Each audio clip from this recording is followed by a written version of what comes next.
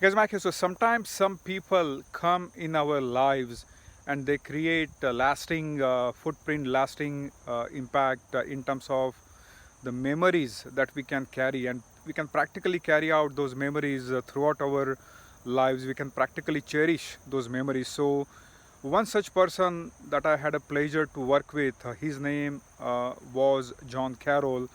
He used to be my boss when I worked with a company called Roche Pharmaceuticals. And I had a great time working in that environment. Although I was not reporting directly into him, I was indirect report. But the environment in that company was such that there was sense of belonging, camaraderie. We used to have a lot of fun. We used to go out for lunches, dinners. So it was really a great time that I can go back in the history and I can relive practically those moments. But what had happened, right? Just about a couple of days back, he was driving a Cadillac. He came out of his car. He had parked his car on the shoulder on Garden State Parkway between exit 115 to 116, and just around like time 9:48 p.m., somebody who was driving a jeep, that person was drunk, and he swerved his car and then he hit John.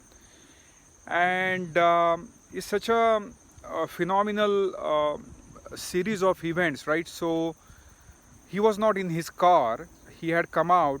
The timing was really something out of the ordinary, like 9:48 p.m. and then John was essentially right on the shoulder of between like Garden State Parkway exit 115 to 116.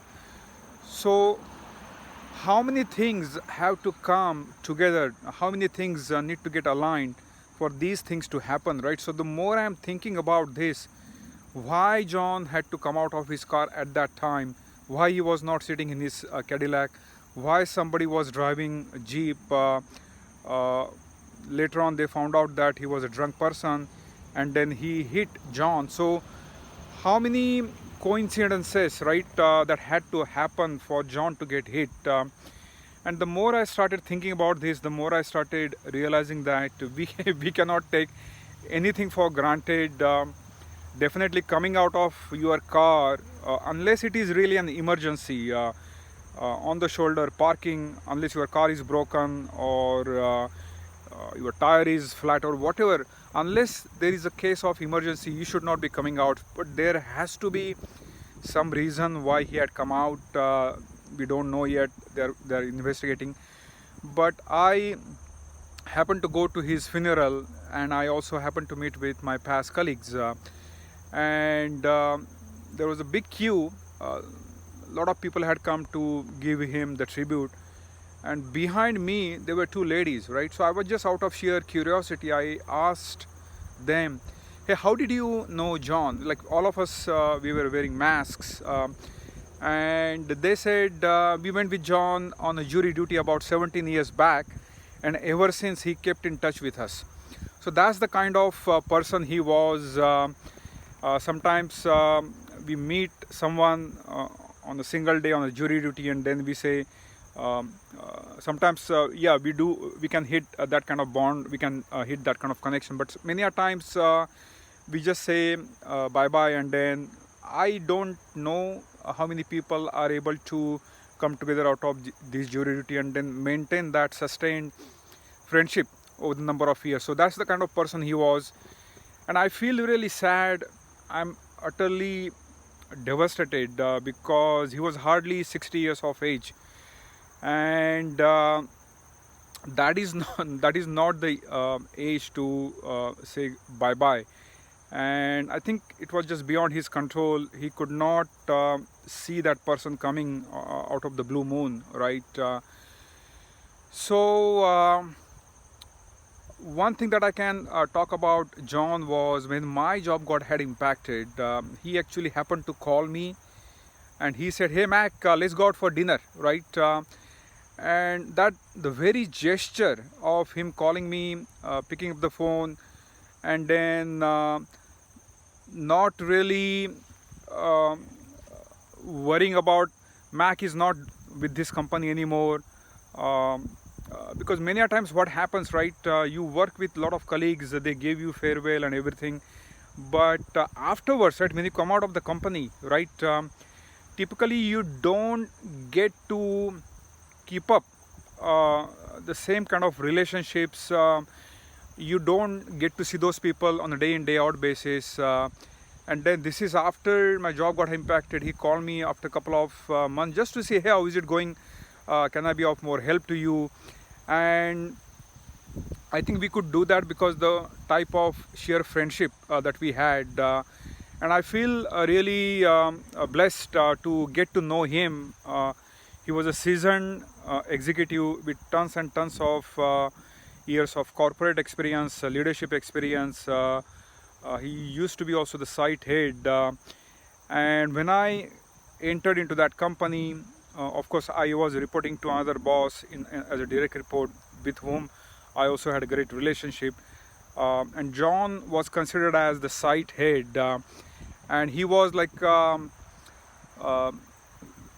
someone veteran that we call, right, who knew ins and outs of Roche. So for any kind of issues, we used to go to his office, and then he was the first person to guide us in terms of what needs to be done, because Roche was like a conglomerate, a huge corporation with a span ranging of 60 plus countries. And I was also fortunate enough to lead multi-country project that led to some key bottom line results. But I'm diverting a little bit, but my point is that John was the guy who was admired by everyone, who was loved by everyone. And during the funeral, I got a chance to meet with his kids, and that was just great to see his kids blossoming up, because he used to talk about his kids when we used to go out for lunches and everything. And I could see his kids have become mature, really responsible adults. So that's a testament, that's a testimony to John in terms of he was a great father as well. So that's all. I wanted to kind of share these thoughts. Great human being, kind-hearted. I cannot keep talking about him. And just a phenomenal individual. Not too many times we get to identify these people, get to know these people, get to work with these people, and get to have this type of sustained relationship. So wherever you are, John, my humble tribute to you, my condolences to you, your family. And life, you cannot take it for granted, guys. That is another thought that was popping up into my mind, that and I'm really glad the type of decisions that I took. I was talking to my colleagues the other day during the funeral, and one of them said that, oh man, you did take a bold decision out of writing your book, starting your own company. And I happened to tell him that, boss, basically it is all about no regrets, right? When you look back, when you are like 60, 70, 80, 90 years of age, when you look back, right, life should not curse back at you. You should not be cursing your own life that you had that a little bit of window of opportunity, you didn't act on that, and then the time is now history, right? So he was really appreciative of the fact that I did take that decision. Of course, my journey is full of setbacks, full of challenges, a lot of hard knocks. I have gotten hit from all different angles, but the way I have been progressing so far is like coming 4 steps backwards, 2 steps forward. And then throughout these journey, right, sometimes you then tend to notice certain patterns, patterns of success, patterns of how you can really accelerate, how you can really elevate your strengths at certain given point in time, and then not really worrying about your weaknesses, and then how you can go on seizing those opportunities that is lying out there that probably you never ever fathom to grab onto. So I think that is what I've been on my path, on my journey. And I really want to thank you guys for being there, for watching me evolve. I'm still scratching the surface. I'm nowhere close to where I want to be, but nevertheless, it's a fulfilling journey. And John's this tragic demise, I'm totally devastated. But sometimes life comes back at you, giving you a big pinch, right? And this was another pinch that has happened. And nothing against John, right? But sometimes we take things for granted, and then John's sad departure is a great remembrance to that you should not take anything for granted. So whatever ideas, whatever thoughts, whatever vision that you have, just go about pursuing that, go about acting on that. I've been through that thick and thin in terms of finding myself stuck, finding myself imprisoned because of certain circumstantial things that have been created, right? So for example, my wife used to study, right? So I could not do anything that I wanted to do. My kids were small. They're still small, but they're at an age where they are growing up and everything. So there was that small window of opportunity opened up. I could have really gone this way or that way.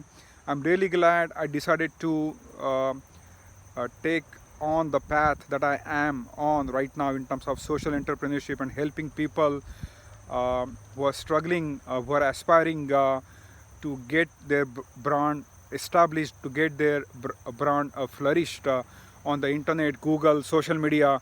So I'm really glad I am in that position where I can, whatever hard knocks, whatever lessons that I have learned, I can accumulate all those things and then channelize that so that somebody who is struggling, somebody who is aspiring, I can achieve those results much faster, in much diligent way, much more predictably, much more reliably.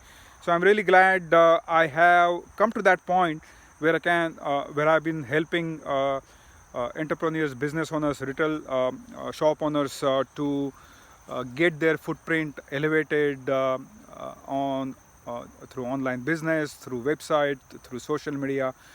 So wherever you are, John, rest in peace. My sincere condolences to you, your family. You will never be forgotten, at least in my mind. And I'll try to walk along those similar footprints in terms of the way you used to help out people, and that is the least that I can do. That's my tribute to you. So signing off, talk to you later, take care.